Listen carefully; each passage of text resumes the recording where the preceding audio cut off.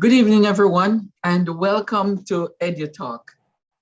EduTALK is a bi-monthly virtual talk show created out of the need for a global learning community focused on topics in education that directly impact Caribbean nations and diaspora nationals working across the globe. EduTALK features teachers, principals, administrators, business leaders, and dignitaries who share their expertise on critical topics facing education today, with the common goal of moving education forward and our students upward. I am your host. I'm Dr. Dwayne Dice. I'm the founder and chief executive officer of Education Solutions International, and I am joined by my distinguished colleague and co-host, Dr. Miguel Barca, a seasoned administrator and principal at AMA Oman International School, located in the Middle East. He also serves as Chief Academic Officer at Education Solutions International. Please, everyone, visit educationsolutionsinternational.org and subscribe. Also look for wonderful resources as well as other updates on topics that we're talking about on other platforms, okay? Now, we are joined by a wonderful, wonderful friend and guest. I said friend first because it's true, and guest, Mr. Smith. And Mr. Smith is the president of the Jamaica Teachers Association, the JTA.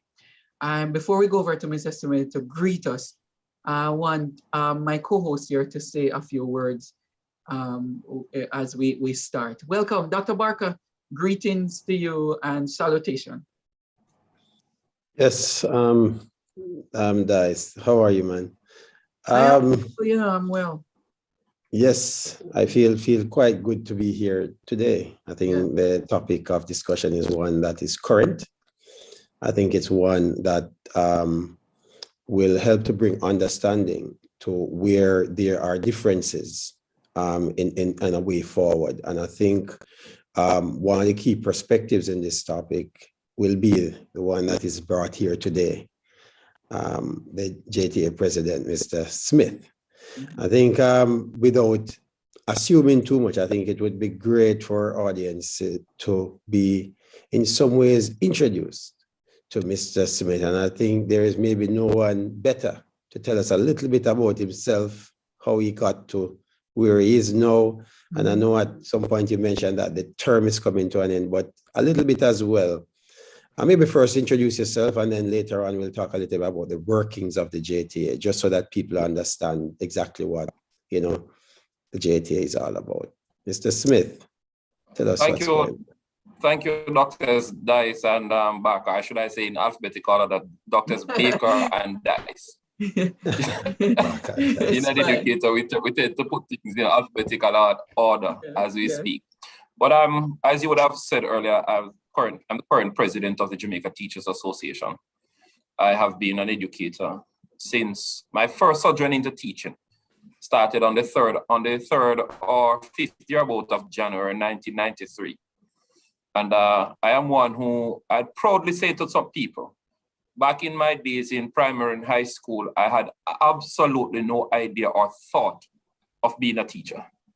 As a matter of fact, my first love, well, the one I really wanted to do, I don't think I would want to say that on air, because especially in this climate and things that are happening in some part of the world. So I really wouldn't want to say that per se. Right. But I wanted to be a genetical engineer. Back in the days as a young boy, I used to read a lot of Greek mythology. And I wanted to create, I remember reading this book where it spoke about this half horse, half man. I think they call him centaurs or something. Centaur. To that effect. Centaur, yes.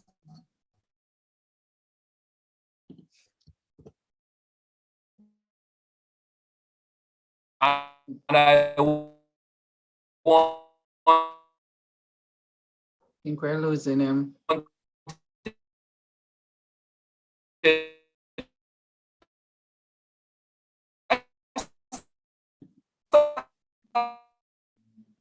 Yeah. That is bad.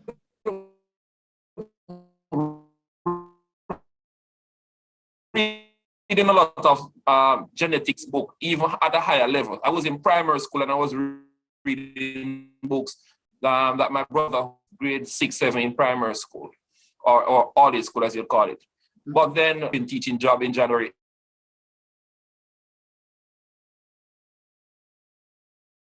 I think we're losing him, Dr. Barca. Oh, we lost him. Yeah, we're gonna stay tuned. He's coming back. Yeah, okay. Hold on. Oh, I came back muted. Yeah, the signal is bad. Yeah, are you hearing me now? Yeah, the signal is bad. Right. Well, A bit choppy. Yeah, it's a I just have to check with to connect via finger. How are we now? Yeah, let me see if I can connect via some other device. Yeah, It wasn't as good as it was initially when you started. So okay, is it back up now? Yeah. yeah, all right. You're clear, but your video seems a little bit not yet there, but your voice is coming clear. Yeah, hopefully. Yes, I was saying to you that having started and I did some preaching and teaching and I got hooked because I found that in my class I had students who had a passion for knowledge, a thirst and a desire to learn, but the system never gave them a chance. And I wanted to correct that wrong. So in that class, I started at Papine Junior Secondary School. And in that class, I had students like Joshua Brown, Enrico Gordon, Ricardo Burrows, Camille, for some reason I can't remember Camille's surname, Georgia, Antoinette, Omar, Jason, Justin. I could almost name the entire class because I remember them. And these students embraced me, even though I wasn't a trained teacher. But I wanted to impart to them everything I knew as someone who would have gone through high school. I sought rather to be more of their friend, using that kind of thing to get them now to learn. I remember my principal back in primary school, Mr. Crawford, when we sat together and we have a chat, he would say to me that if your students or your friends, if they really care about you, then they will do things for you. And by doing things for you, then they will automatically be doing things for themselves. I adopt that principle and I had my students wanting to learn, not so much because they wanted to learn, but because they didn't want to disappoint me by not learning and doing well. Having motivated them and encouraged them and inculcated in them a desire for success. That worked wonderfully well. And then it was a little 8 months stint. So I went on to Stony Hill College. Again, I was given 6B as a co-teacher, though I was responsible for the agricultural science program in the school. In that class, here was a group of students who were not in the mainstream for common entrance. Again, having had that experience at Papine, I transferred that knowledge, skills, and attitude to those students. And I remember saying to them that none of you in this class who has the desire to transition into high school will be left behind.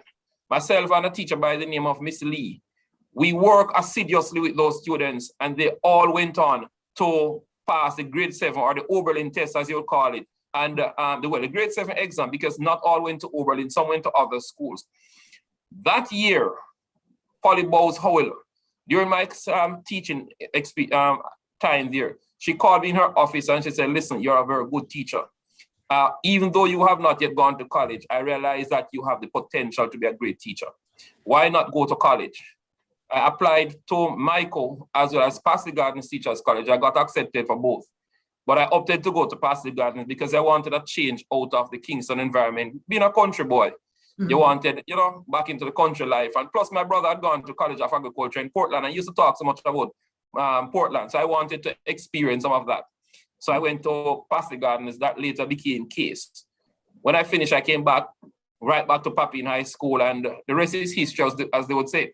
I started teaching, and within the space of 4 years, I was promoted to head of the science department. Then I move on to become grade supervisor and the whole thing. And at one point, guys, I got fed up of teaching at the high school level, because what I realized as a grade coordinator, my students were coming to high school not adequately prepared for high school. I wanted to fix that. And I remember saying to Mrs. Spears, I am going to give up being in high school and I'm going into the primary school to teach. That was my plan, to teach in primary school. And she called me one day and she said, no, I believe that you're prepared adequately. I've given you responsibilities. You have shone bright. I think you are ready for administration. I was like, me? I had no thought of being any administrator, more than where I am. Nevertheless, I applied, I got through, I became principal of Constitution in primary school. And with the help of the teachers, especially the current principal now, who was a teacher then, Miss Mattison and a couple of others, we transformed that school and, the whole thing just blossomed. One thing though, from as far back as 2012, when I started my degree in management studies at UWI, I told my lecturer, Dr. Noel Cowell, that I will be the president of the JTA. I remember when I was being interviewed for Constitution Hill, I told the board, I don't intend to spend more than 3, maximum 5 years in this school, because I am going to be the president of the JTA. So from as far back as that was 2010 when I was being interviewed for the post as principal there, I told them, in 5 years, 3 to 5 years, I will be leaving the school to be the president of the JTA. Unfortunately, I didn't get it at that time, because 5 years to be exact, I left the school because at that time I became principal at Golden Spring. And having now made that transition, my own personal beliefs and principles prevented me from running, because I believe that as a new principal in your school, you need to settle your school, get acquainted with the parents, the system, everything, effect some change and let people know that you're serious and you have something of quality and class or value to add before you pursue such an ambitious goal. So I spent 3 years, 4 years, 3 years. And after 3 years, having what I believe to be a settled institution, I made my first attempt at running for the presidency. I lost to Mr. Gabriel, and he became, he became president, and I ran again after him, and I won. Incidentally, the 3 of us who ran in 2018 are currently the 3 presidents of the JTA. Wow. Mr. Gabriel is the immediate past president. I am the sitting president, and the president-elect now was in our race at the in 2018-19. So here am I, a little boy. I like to call myself a little boy from the country. I'm very proud of my background. I came from Rosal in Southeast St. Elizabeth, red dirt, walked barefoot to school. I never wore a long pants until after going to high school. And I didn't go to high school because I passed common entrance. I failed with flying colors. Or should I say common entrance failed me with flying colors. I did almost every exam in the book, and I wasn't successful until it was one fateful exam after proper talking to by Mr. Crawford again. Apparently, I don't know what's happening, because I was always in top 5 in my class, but just couldn't pass the exam. And one day he called me and he told me that you're pressuring yourself too much. Forget about an exam. Just go to the exam and sit down like you're in a regular class and do your work, and don't worry about the outcome. That year I went in, I did 2 exams, I passed both of them. And I saw how much I value good leadership in schools, Mr. Crawford was the principal. But yet, as a little youth, he would sit down with me, and you would never believe we were not 2 men of the same age. We had that kind of an engagement, and it transformed who I am. I'm the 9th of 11 children of my parents, and my father died when I was 2. My brothers and sisters, and we all stick together. My mother has never collected a paycheck. But all her children have gone through high school and colleges. And I proudly say to you that 7 of the 11 has completed a master's degree. Well, 6, because I'm struggling with mine to finish up the last 6 You credits. will, and you will. Struggle. Time has not allowed, and I'm not overly worried about it. It will happen.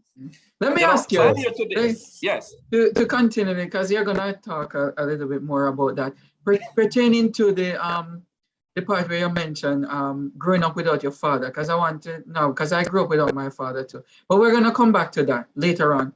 Yeah. What really short, because we want to get into the other segment.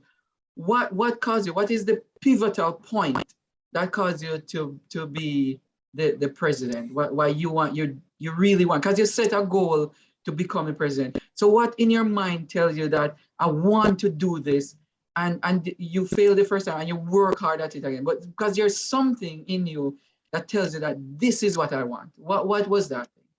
That inner drive, Dr. Dice, comes from the fact that I value education above all things. The only thing I put above education is God. Mm-hmm. If it wasn't for the educational opportunities afforded myself and my siblings, only God knows what we would be. And I sometimes jokingly say to my teachers that if I did not benefit from educational opportunities, Jamaica would pay dearly for it, because the kind of person I am, if I'd gone on the other side of life, God knows, Jamaica would pay dearly. Wow. Because from a little boy, I did what I later learned in management studies to be what is called a cost-benefit analysis. And I would know that I'm doing something wrong and that my mother was going to beat me for it. And I will calculate, work out all the details, then decide to do it anyway, because of the benefit and the satisfaction I would derive from getting it. So even though I'm going to be beaten, whopped or slapped or switched, that pain for me, I know would dissipate after a day or two, or even a few minutes after. And the satisfaction I get from doing it would have been so much that I still went ahead and do it, even though I knew. So that kind of attitude, I'm glad that I made the right choice. Yeah. I think you're very determined. They will look at you and say, boy, you're stubborn, you're stubborn. But stubborn people have a place in society. Yeah, consistent. Yes, but Dr. Dice, stubborn people has a place in society, It's just you have to know how to work with them. Yes, you're very consistent. So let me ask you, because the topic for tonight is teacher certification, and you have some conversations about certification, and you have your own thoughts and so on, and then we're going to talk about teacher well-being. All right, no problem. Yeah, over the year that you have been president, and I work with you very closely. We have a really good relationship. How have you seen the system? Do you think teachers need certification, and what is that? What is certification? All right. Let us be very frank. And I say to people all the while, if an individual goes to a doctor and you mislead the doctor in terms of what you say is happening to you, the doctor, in all good conscience and knowledge, will prescribe something while running some tests. And if you have misled the doctor and if you have not followed the instructions, then obviously you would not reap the benefit or the effects of the medication prescribed. We are in a situation where the Jamaican education system, on the main part, by some pundits and some persons, will say to you that we are failing and we are not doing well. The Orlando Patterson's report spoke to the fact that roughly 55 or thereabout percentage of our students are illiterate and innumerate. The truth is, gentlemen, a Jamaica Teaching Council bill will not solve those problems in and of itself. That's a fact. At least that's my truth. And I would have been the national chairman of the Salaries Committee when the first proposed bill was made public. Back then, I marched in the rain and the sun from JTA to the Ministry of Education to reject the bill. having read it, we have now come with a new bill. And I use the word new advisedly, because some of the issues that we had from then, we're still having those issues today. What I want the viewers to understand, this Jamaica Teaching Council bill is framed on the background of professionalizing education. That's what we say now. We want to professionalize education. Yes. Now, when I look at the bill, having read it, I've also put together a select committee of very experienced educators with varying knowledge, expertise, training, and so forth, coupled with the support of an attorney who has qualification and training in this field, a person of no lesser ilk than a QC. We've sat together and we dissected the bill. Look at it carefully. And to be honest with you, I don't see how this bill is going to professionalize education.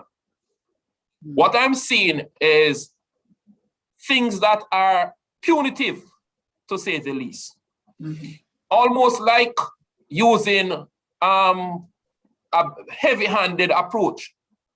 The truth of the matter is, from where I sat and I'm saying to you, forget about JTA President now. An educator, that's who I am. This is all I know. Outside of this, my only other job was packing bag in a supermarket as a little 17-and-a-half-year-old boy. I've invested more than half my life in this field. When I looked at this bill, I am yet to see anything in that bill that would make me a better or more professional individual. What I'm seeing in this bill are things that, if left to the powers that be or some other third party, can make me into a person with a criminal record. And I'm saying, how is it that after giving so much years of my life to this system, you're going to say to me now, if I am not licensed and registered and practice to my job, my craft, something I'm trained in, I am to be charged $500,000, a maximum of $500,000. And if I don't pay it, I'm liable to have a criminal record because, gentlemen, the matter will not be tried by the council. The matter will be tried in a court of law. If it is tried by the council, it will be bad and not so bad, because then you would not have a record, a criminal record, if you fail to pay. But when it is tried in a court of law, it now gives me a record. For what? For being a teacher? Come on now. And we're saying we're professionalizing education? Yeah. That's reprehensible. All right. Barca. As I said, what makes this a really topical and current discussion, and one that's worthy of some form of understanding, is, for one, that exchange between you and the minister. I don't know how it ended. I saw a video clip of it.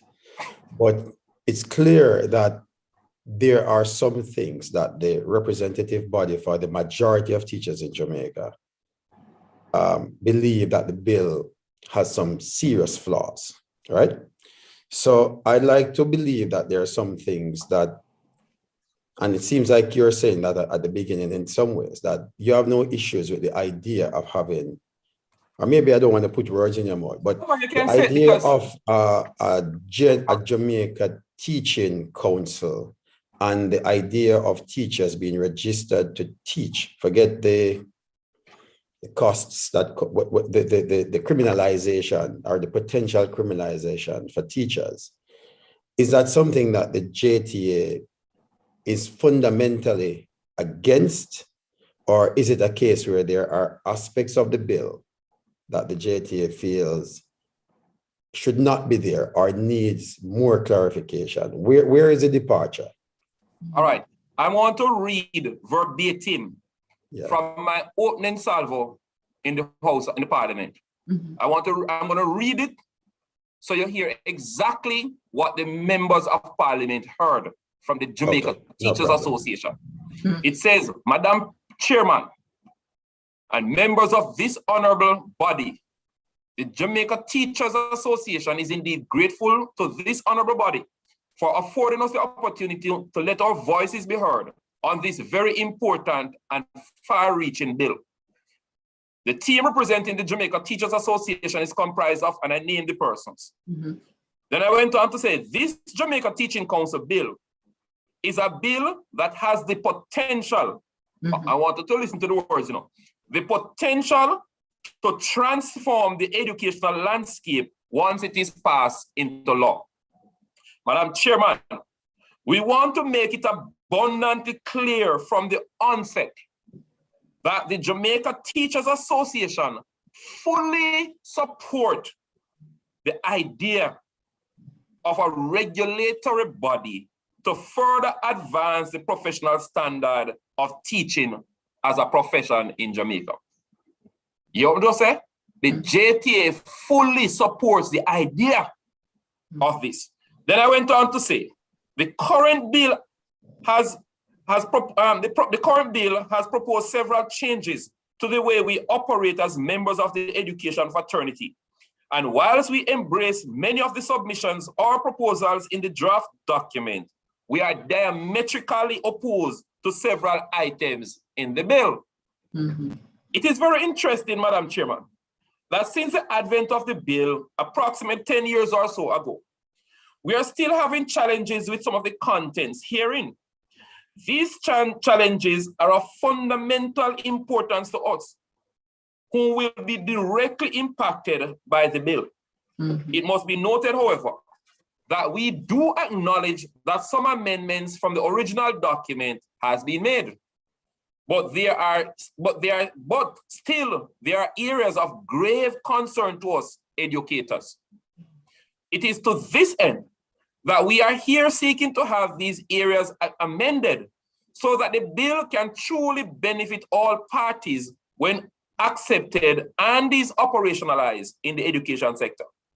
The areas of concern to us are as follows. 1, the composition of the board. 2, the fines to be charged. 3, potential conflict with other existing laws. 4, complaint/disciplinary inquiry and actions. 5, drafting issues. And 6, facilitation of early childhood practitioners or VTDI instructors and lecturers. Madam Chairman, the team here today is comprised of educators who will all be impacted by the decisions we make now concerning this bill, because all the members of the team, will be affected in reality.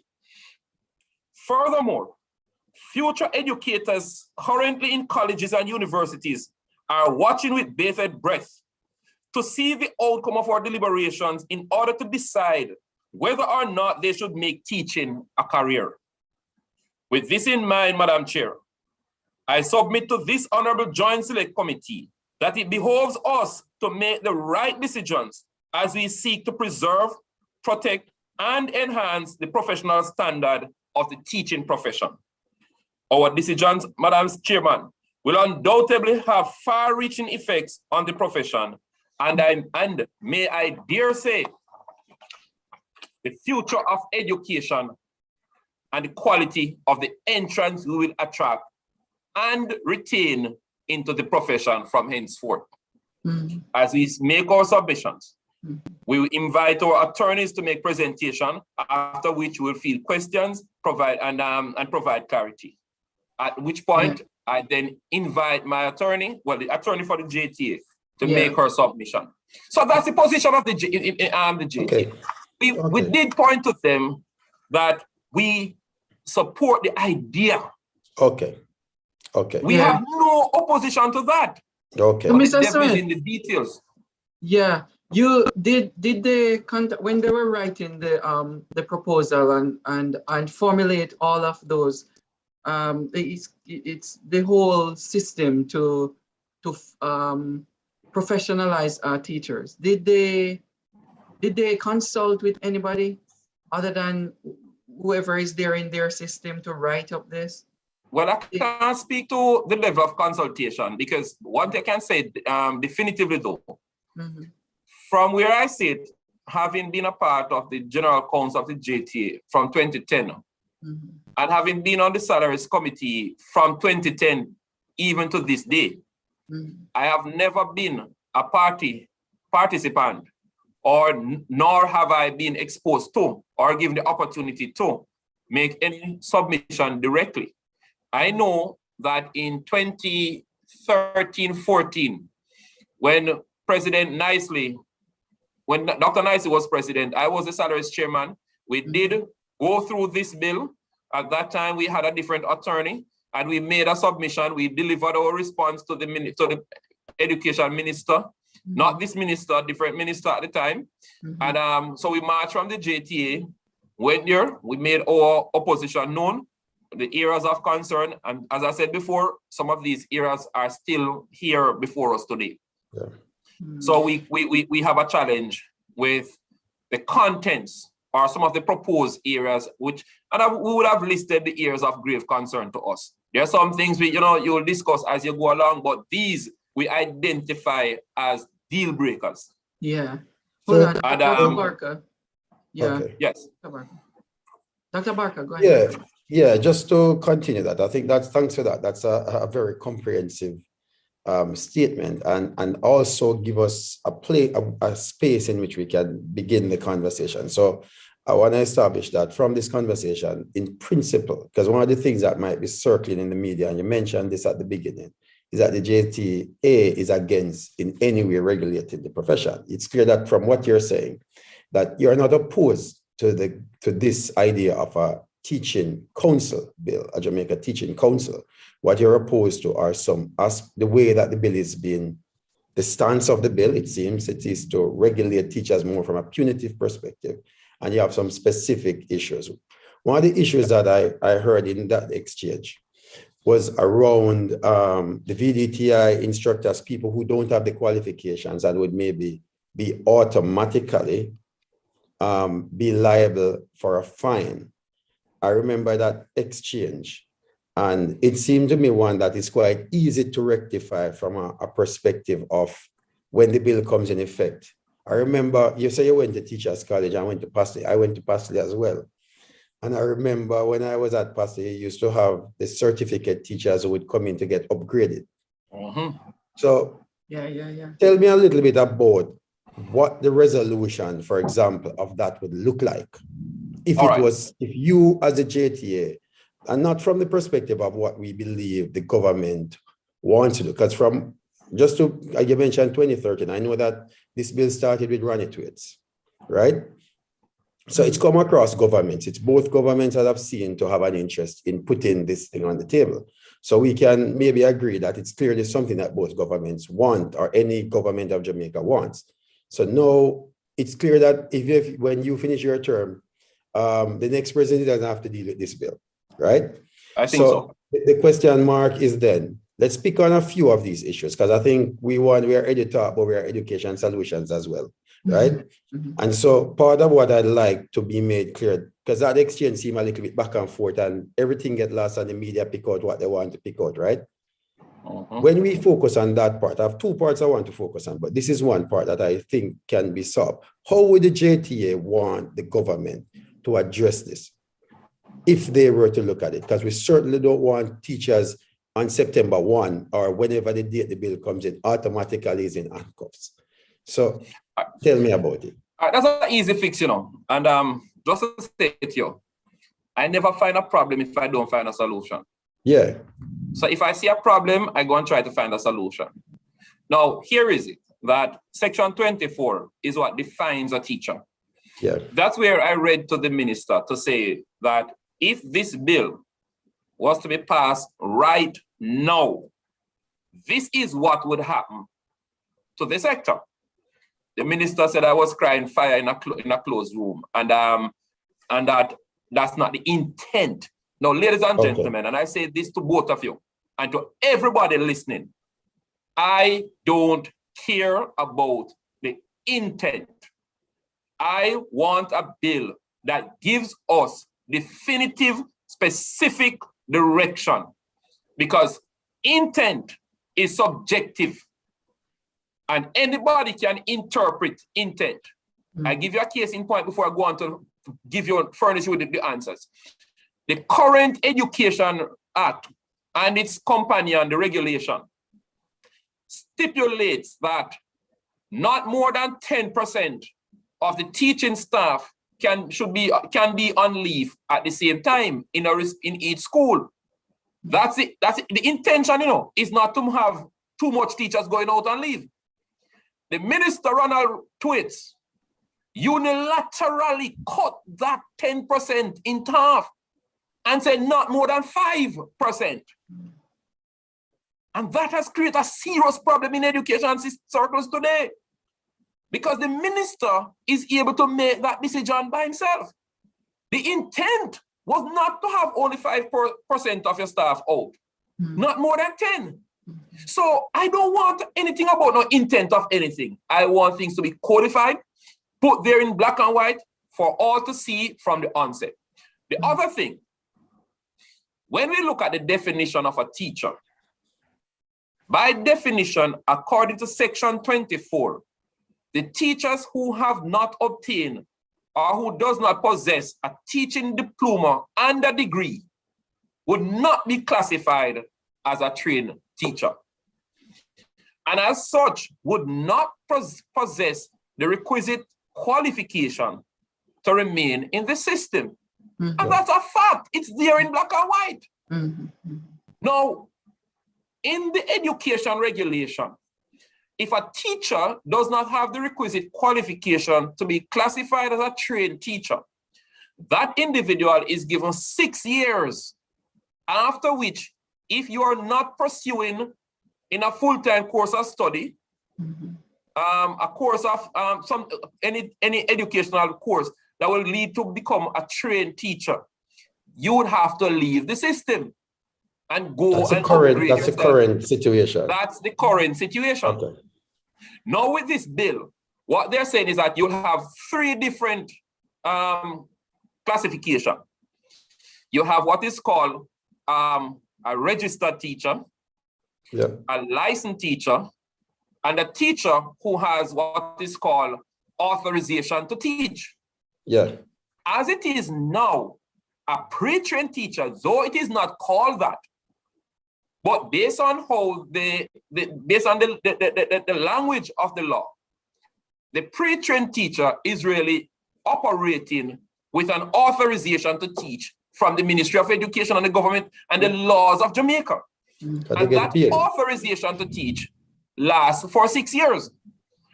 Now, no course of study to qualify as an individual as a trained teacher takes less than 2 years at minimum.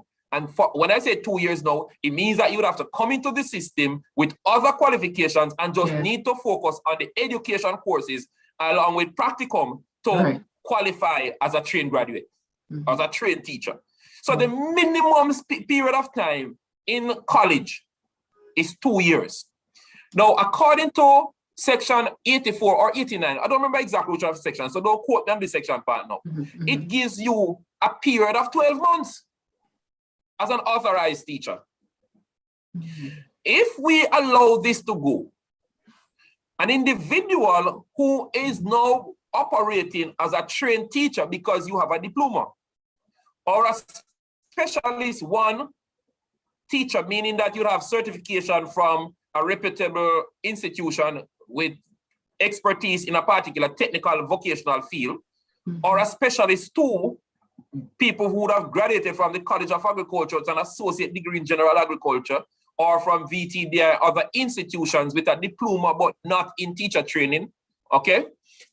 Yes, these people are very valuable to the education sector, but as it is now, they have not gone through the education courses of methodology, curriculum, psychology, teaching practice, and all of these things. So you're not classified as a trained teacher, but you're classified as a specialist one, a specialist two, or having a certificate. And there are few, and I said it in Parliament, there's just a remnant, maybe a very small number of individuals who are still with certificate. And most of those persons are the apex of their career now. Those persons, you know, are on the verge of leaving. Yeah. And if that bill was to be enacted today, you would say to these people, you know, cut it. Right. Now, Yeah. we have a challenge with that. And we're saying to the minister, here is what you could do to fix that problem. Yeah. The bill is proposing that your status will last for 5 years. Mm-hmm. Why not give the people, the members, the teachers, authorization to teach status for 5 years rather than 12 months? That way, the individual will know that if I don't get my qualification sorted out, I will be out the door because I will not be renewed. And that will provide each individual with more than enough time to go and upgrade him or herself. Right. If we go with the 12 months thing to say, all right, after 12 months now, we have to go back to the council for an authorization to teach. But gentlemen, there are over 3,000 people or more. I'm trying to queue up the figures here because I asked the trusted, and those of you who know Patrick Smith know that he's very diligent when it comes to figures. He would have submitted to me. We have 3,258 specialist teachers, 5,840 teachers in the early childhood sector, 24 from Edna Manley, and there are others. He went on to say that there are others, and I'll provide you with them if you require. Yeah. Well, I've gotten the chance to go back yet, but I will be talking to Patrick to get the other data. Yeah. These are persons who will be impacted immediately. So what I want to ask you, sorry. Barca, Guys, let me finish this one because I yes. kind of want to get to the solution because I think it's a nice one for us. All right, so I understand where you're coming from. So would it be correct for me to understand from what you're saying that the idea that every teacher needs to get to a certain level of qualification, right, in order to be in the profession is not an issue with the JTA. It's more to do with the fact that if this bill comes into law, a large proportion of the Jamaican system, and it wouldn't benefit the government either if this happens. No one wins in this. Kids wouldn't have teachers, right? Forget the prison side. That's the part where if 3,000 teachers are taken out of a system that's already considered to be not functioning optimally, we know what would happen. And the fact is, many of these specialists are actually quite good teachers, even though they don't have very good teachers. So we don't want the idea of qualification to mean that you're a good teacher, because that in itself is fraught with challenges. But the issue that you're having is a terminology that is frequent in businesses called grandfathering. Yes. The idea of the people who are already in. You have a special provision and a time available for them to gain the requisite qualification, but they are put in a special category. And the new entrants have to be subjected to those conditions. Is that where we are in the conversation? That's exactly where we are, Dr. Baker. Because guess what? In Jamaica, over the last maybe 4 or so years, right? All our teacher training institutions are now producing teachers with a bachelor's degree in education. Exactly. It therefore means that this area is really a non-issue unless the intention was to cut people right now. So that's why, that's my question. Okay. Yeah, go on, guys. Yeah, because so Mr. Smith, that's exactly what I wanted to ask. If is it necessary to be certified then? Can they just be qualified and they're doing an excellent job rather than bringing in certification that is going to cause probably political and social issues? What do you think? Well, let's see, based on the definition, and that is where we had gone from the onset. You see, Doctors Dice and Baker, the definition is what is creating the problem, you know. We have to now look at the definition of a teacher. Because the definition as recorded in section 24, and I'm looking for it, spells out exactly who a teacher is. It therefore means that if you don't meet this criteria, you would not be so classified. And I remember, no, as it is now, under the current education regulation, you know, all teachers in Jamaica are expected to be registered So the teachers are registered already. Mm-hmm. So this whole idea about registering teachers, listen, don't let anybody draw a wool over your eye. Yeah. The teachers of Jamaica are already registered teachers. Mm-hmm. I have my registration certificate. So it's not as if teachers are not registered. The Code of Regulation now, as it exists, the Blue Book, specify that all teachers practicing must be registered. And I give a joke. Well, it's not a joke, but I find it very hilarious sometimes when we have discourse on educational matters. Let me see, maybe about 5-6 years ago, I'm trying to put things in sequence. The Jamaica Teaching Council then came out with an idea, which we celebrated and applauded at the time, of going through to mop up all teachers who are not registered, because somewhere along the line, the system had failed the educators. When we went to college, upon attaining third year or reaching third year, once you know, embark on your teaching practice and have finished practicum successfully, our names would have been sent to the Teacher Services Commission or whichever body, maybe joint board, I don't know who at the time, that was charged with the responsibility of registering the teachers. And by the time we would have completed teacher training and exit college, you would have gotten your teacher's registration certificate. At that time, it used to be a big thing that looked almost like a degree or some certificate. Black and white, it was at the time. When I went to UA and did my bachelor's degree in management studies, I went back and asked to be re-registered to incorporate this new qualification. At that time, I got a smaller document, I think it's about 6 by 9, with a more beauty, it's more aesthetically pleasing, with the Jamaican colors, and it really looked nice. I was over the moon when I got it. You know? Yeah. I wanted, when I became principal now and I started perusing my teacher's file, I realized that most of them didn't have this. So I inquired of them, what's happening? You don't have your thing, right? We went about getting them registered again. Some of them said that they did it already but didn't get the certificate. We said, well, all right, forget about what you did in the past. Let us move on from here to try and get your everything sorted out. There was a national cry at the time for registration. When the teachers went online, the system crashed.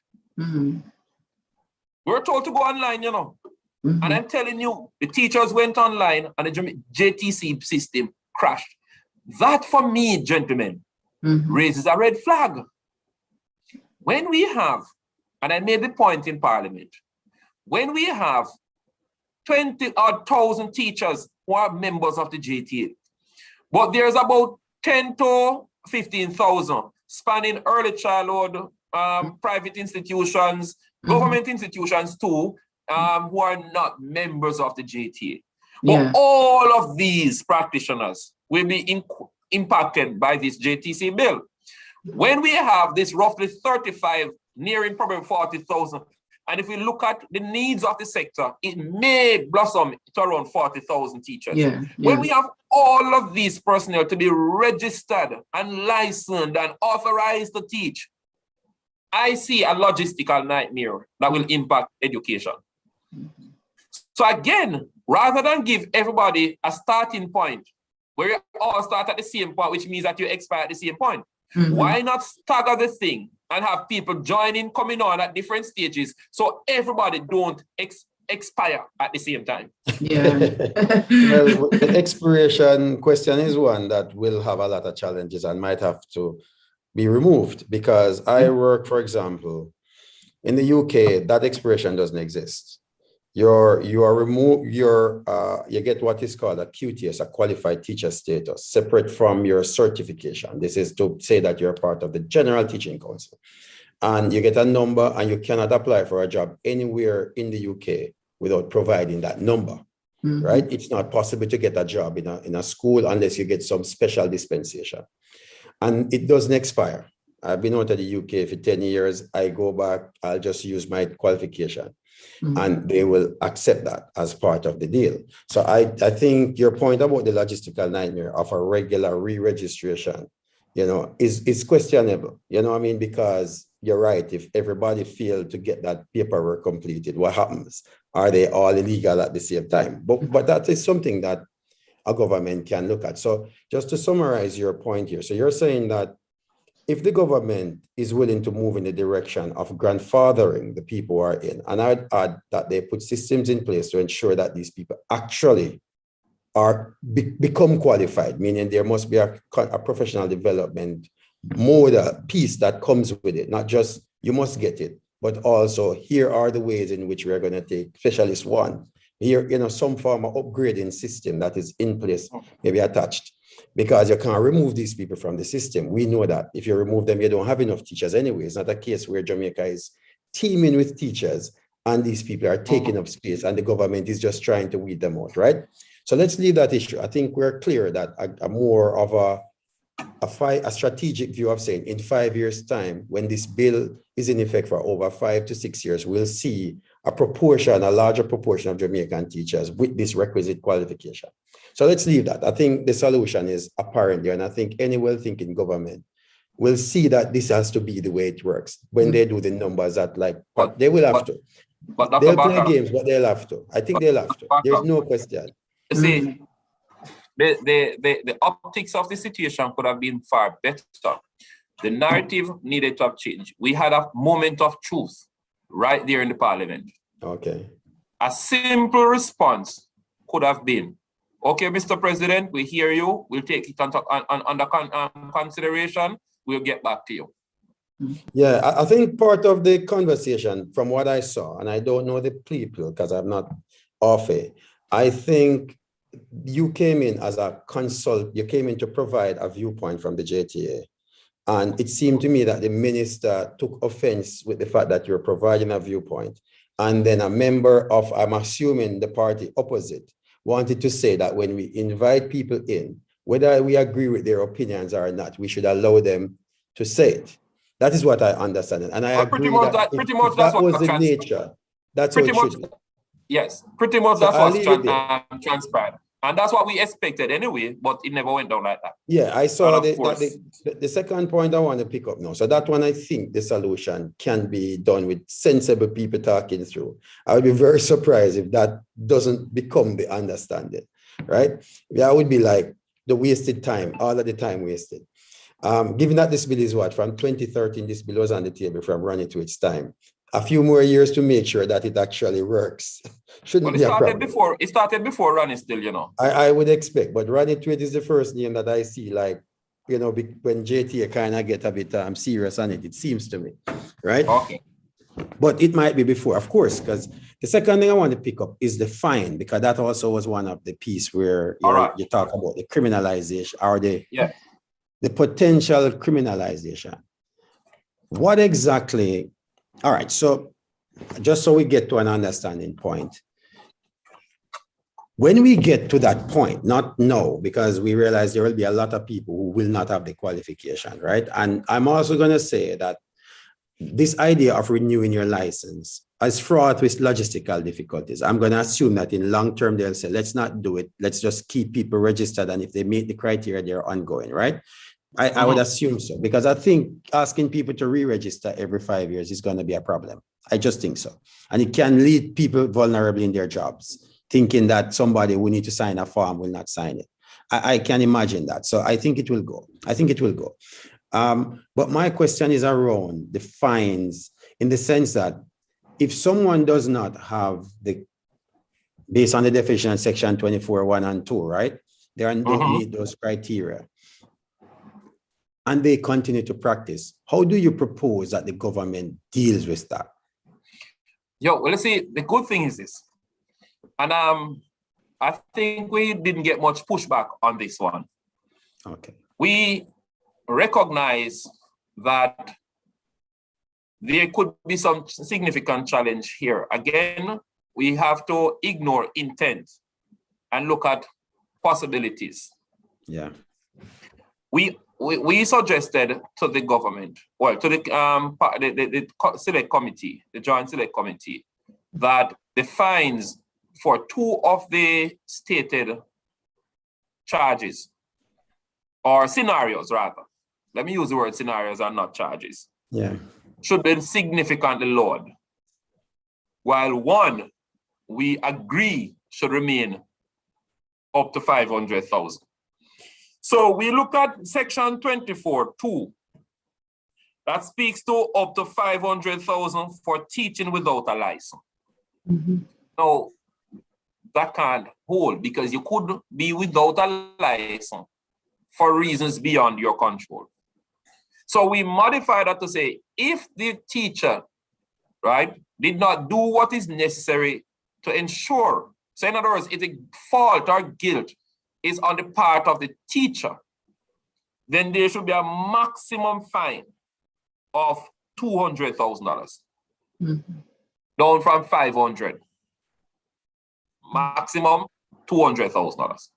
We also add to the fact that the employer should be held jointly responsible. That's right. Yeah.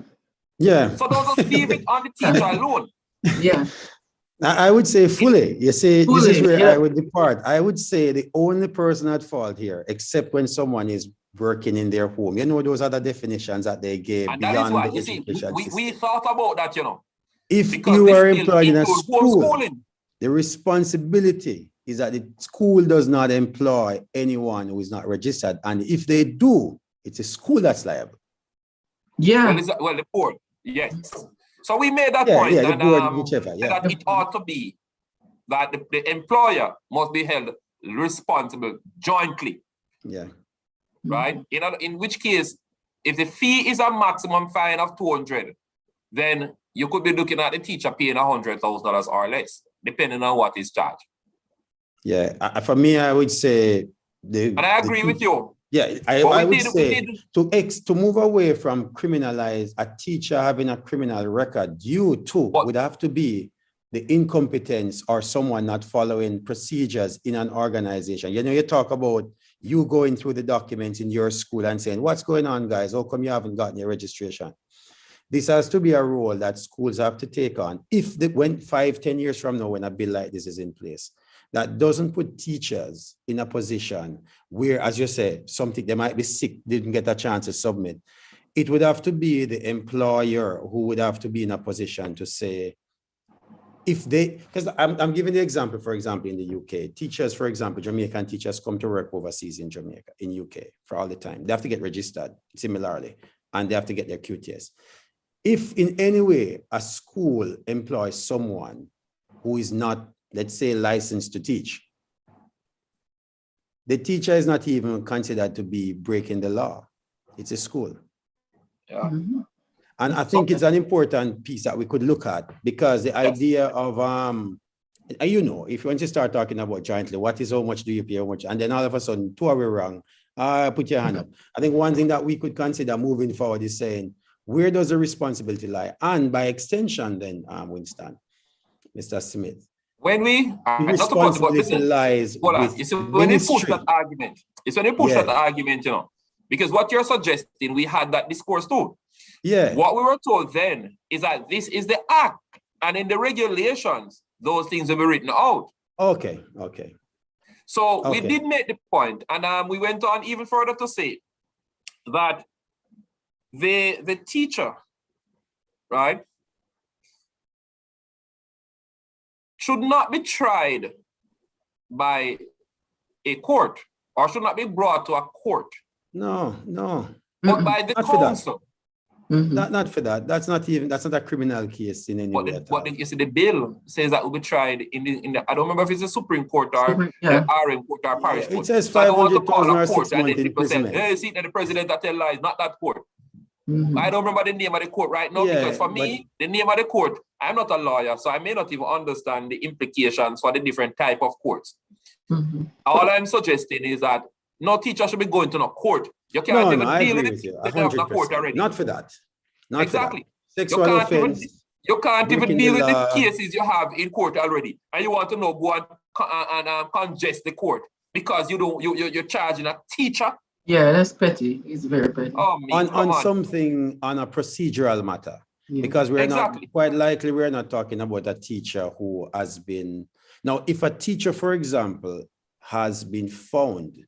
And again, this would be separate from the bill. This is a funny thing. I suppose the bill is trying to do a catch-all, but misses the point that if someone, for example, was removed from the teaching register for a sexual offense, for example, like, for example, some safeguarding issue, maybe with a student, and they decide to lie about it and apply for a teaching job, and they get the job.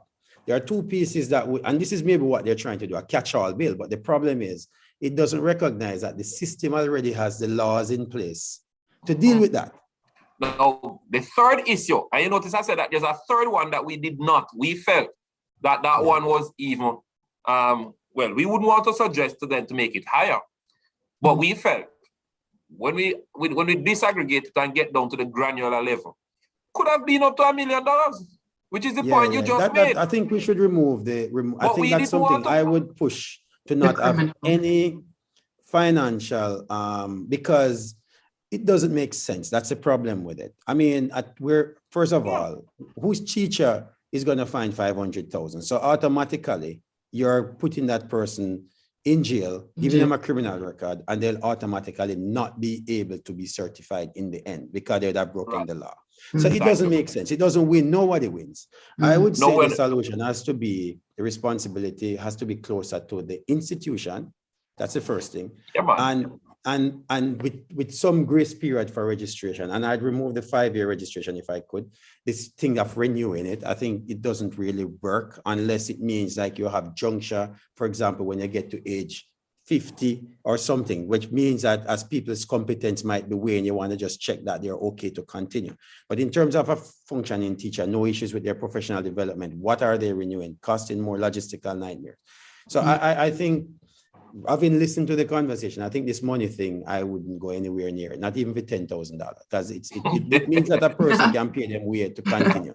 Yeah, if you can get someone to send you 500,000, you just pay it and you continue to break the law, right? Yeah. So my thing on it is just that there are laws in the country to deal with the deviant ones, the ones who are deliberately trying to tell that person a lie, fake documents. You don't need to have one in the bill itself for that, or if you have it, you need to specify clearly that the purpose of this part is to address these specific situations. Yes. Does that? But that's what we're saying. We went here, you know, and that's what we said, that the one who is being fraudulent, the teacher who is, so as you would have said, one who has been denied a license was still a purport as if he's a teacher or so on, and is trying to deliberately falsify a process or a system, then fling as much a fine as you want as possible and extricate it. Go to prison for whatever. Because we really want to get rid of those kind of people out of the system. The JTA has no joy in keeping those kind of people in the system. As a matter of fact, no well-thinking educator would defend or seek to defend beyond measure an individual who falls into such a situation. And when I say that, I put it in the context that if we have a member of the JTA, no matter what happens, you know, as a union, our regulation says that we are bound to afford them defense. Yeah. Now, so a media host called me recently and painted a picture and asked me, and my question was simple to him. What is your problem with the government paying legal aid to defend someone charged for murder? Remember that, you know? The government is paying the DPP and her team to prosecute the case. But the government, same time, is paying legal aid to put up a defense. Because our constitution says that every man is innocent until proven guilty or have pleaded guilty. So when people look at some egregious cases and say, how come the JTA is supported? Our memorandum, section 15, it says that a support. It is a responsibility. Every member is due representation that is inherently expected and demanded of him as a member. So we have to give the member the support, no matter how heinous or wicked or terrible. And remember, the support of the union does not mean that the union don't think that the person, if proven guilty, should be given a special treatment. But we are saying that until guilt is determined under Jamaica's constitution, the individual is innocent. And that is what a lot of people don't understand about representation.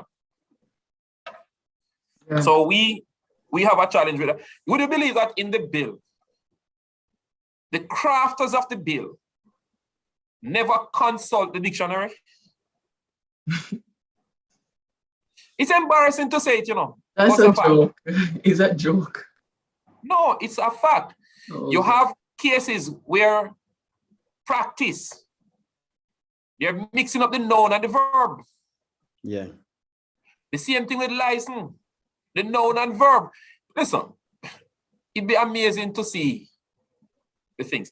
As I said before, the craft, we talk about the verb, the way the bill is written. Yeah. And when we went through it, you know, the funny thing is, when we had a committee looking at it, all the teachers will just start picking out all the errors. Mm-hmm. And I'm saying, they should have just simply asked teachers to be a part of it. That's what I'm we saying. We could have identified those. Yeah, if they consult the education system, even down to students. They have done student surveys, teachers, principals, everybody. But Dr. Dice, yeah. Sometimes people will say they have consultation, you know, but the TOR that they give you really confine you to certain things. Yeah. True. So it depends on what the terms of reference are that was given to you. That determine the level of involvement or support or whatever you can do. So we have to be mindful of those things, because there's another document that we have already scrutinized. When we proffered certain questions to the consultants, they told us they did consult with educators. When we did our own preliminary investigation thus far, have shown that they have consulted some people who have no idea of how the system works, but they are educators. They didn't consult the people who are the expert in the field to give them guided answers and answers of value that will make a difference in the way the language is put together. So, and the document is put together. So we have to understand that when we talk about consultation, we can't just say, because I spoke to somebody who is a teacher. We have to look at persons who are the practitioners of certain areas within the profession. Now, I find it very instructive that we say we are professionalizing the education system, but yet things like mandatory sabbatical for lecturers to go and do research to upgrade the professional standing of the of teaching is nowhere in the document. Yeah, this part that speak to mandatory leave, taking your leave. You cannot go beyond, like in the private sector, people tell you have to take your leave. Because if you don't take your leave, then it's diminishing returns you're gonna get after a while. But there's nothing, and we say we are professionalizing the system. Come on, gentlemen, let us get this thing right. Yeah. You know what, Mr. Smith, let's leave it there for a little bit and talk about we have to get you back to talk about it some more. Just you could fly me up to Manhattan. You know, my visa is still totally valid, and I am fully vaccinated and boosted. Judy is watching, you know, she would love that. She would really, really love that. You and we should continue it, man. We should. Yeah, and JetBlue still flies. Yeah. Let me ask you about, because we want to wind down here for the hour. How are teachers doing in terms of their well-being? How are they doing? Oh, Lord. I know we are battling through the pandemic still, but what's happening? Well, Dr. Barca, this is one of the most painful time for me as an educator. You know, just today I got another text message to say that another teacher. I'm already thinking properly, and I'm hoping that it's the same teacher with a different name. You know, like you might have like a nickname here, or you used to teach at that different school, so somebody just getting it that you die. So it's the same person, which should have factored in already. I'm hanging on to that little last straw. The teachers are dropping out because based on what others have said, and let me make it abundantly clear to those who are listening. Yeah, I am not a pathologist. I have no qualification in science, in medicine, except the fact that I have a diploma in science. And I have never medically examined any teacher. I'm merely speaking to what teachers would have reported to me.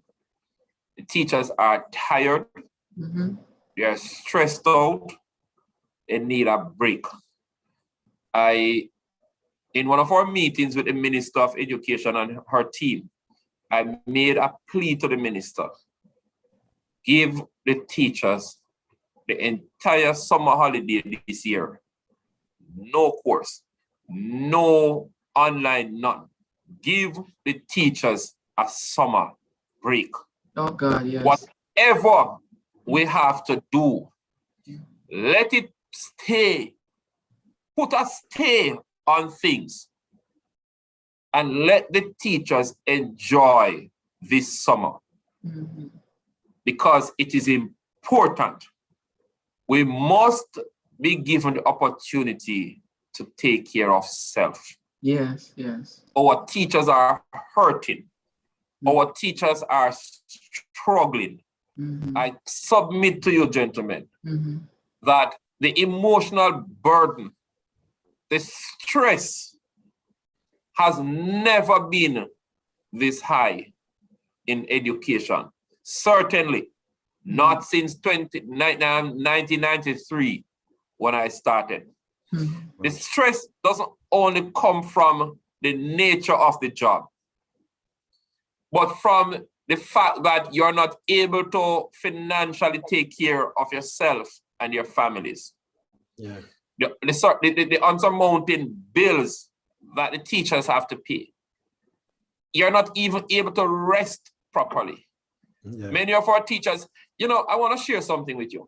When we had the Helen Stills Professional Development Day recently, I said to Dr. Chin that we need to give the teachers a time to kind of let down their hair for a little. Mm-hmm. We did some tests and we brought in some doctors. And I need to get the figures from Dr. Chin, but when she told Mr. President, it was alarming.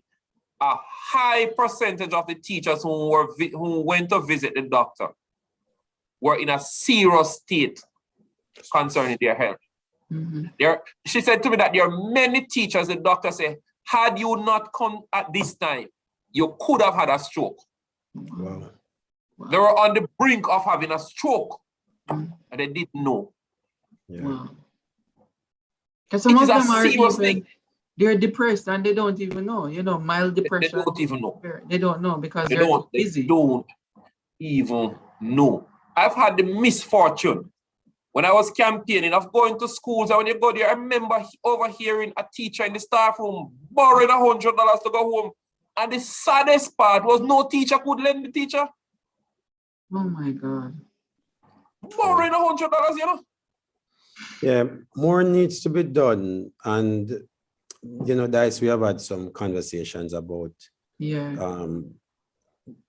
this is a longer conversation. I think we Yeah. maybe need to continue because, you know, one of my views, which is maybe fundamental to this, is whether the right place for, and I don't want to start another conversation. I know that we're finishing in about 5 minutes, but it's something to think about, Mr. President, is about whether the government is the right organization to institute a registering of professionals as against a separate entity, given, and I'm going to bring the idea like the General Legal Council is administered by lawyers and the Medical Association is administered by doctors. Mm-hmm. And so that may be a fundamental flaw in the entire thing. And maybe it's worth a discussion separately because I think there's a reason why these monies come into it, and the government is looking in two things: professionalizing, but at the same time regulating.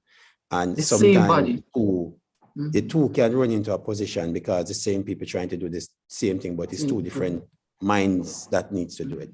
So I'm leaving that. I don't want to tell you conflict of interest. There will be, it may not even be as much as a conflict of interest, but trying to go into two different directions at the same time. The government has to justify the money that they are putting in. And so they have to find, and then they're in a position where they go, oh, but maybe we could also certify, regulate or register. And then by trying to do the two in one bill, they get lost in it. You know, maybe it might be to have a look at the model of, if you're really professionalizing, treat us like professionals. Why not let us decide who can be a teacher And we will do it properly because, as you said, we are in fundamental agreement. We don't want a criminal in the position. We don't want a sexual predators in the profession. We don't want incompetent people in the profession. And doctors and lawyers are given of maybe earn that right. Maybe it's a time that teachers look at creating that right themselves.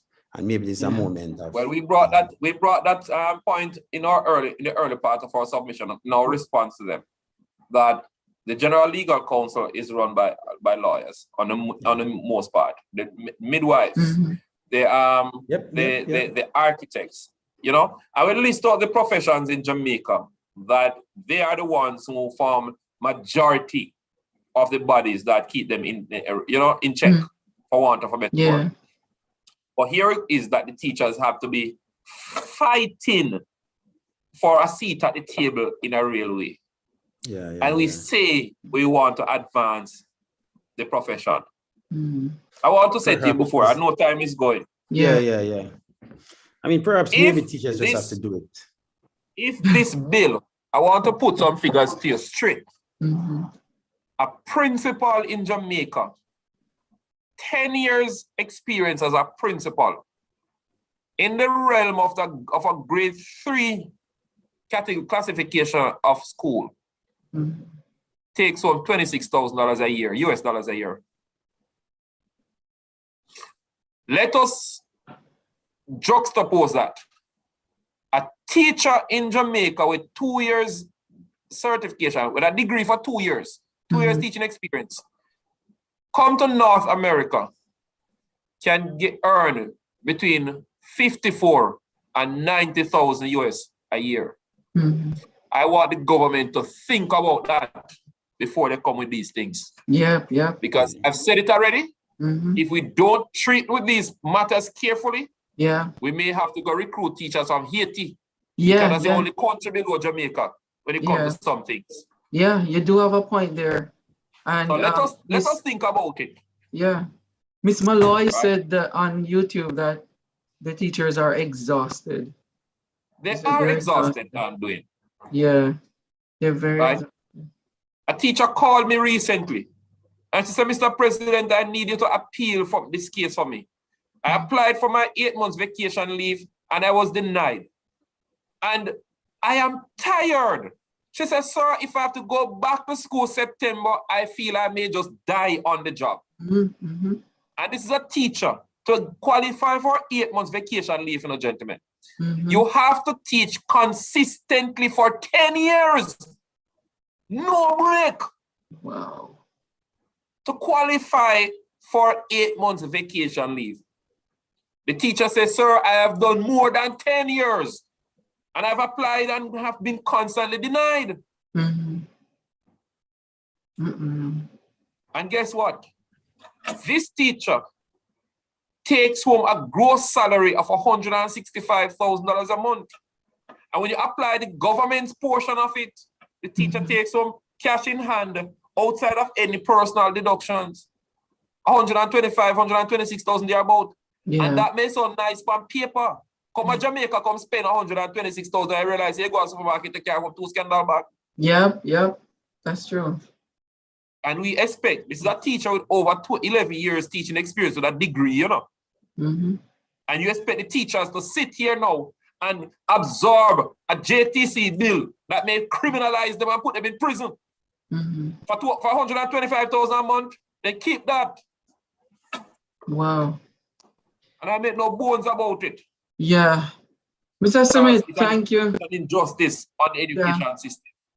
We're gonna get you on again before August. We're gonna try schedule you.